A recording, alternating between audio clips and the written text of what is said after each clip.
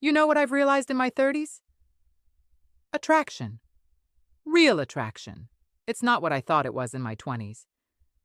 Back then, it was all about the surface, the looks, the charm, that mysterious, slightly toxic vibe that somehow felt exciting. But now? That doesn't impress me anymore. What's attractive now is peace. Give me a man who's emotionally steady, who doesn't need to raise his voice to feel powerful, who can hold space, not just for me, but for himself. Attractive is a man who's self-aware, who's done enough work on himself to know what he wants, and more importantly, what he won't tolerate. Not in a controlling way, but in a grounded, grown-up way. There's something incredibly sexy about a man who moves with intention.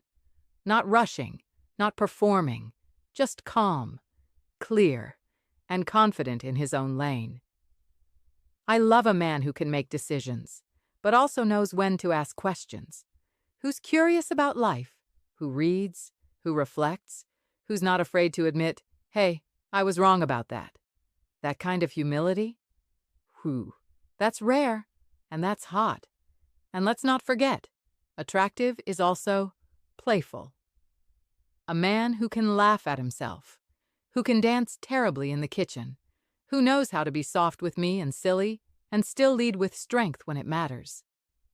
Honestly, I don't care what car he drives or how many zeros are in his bank account.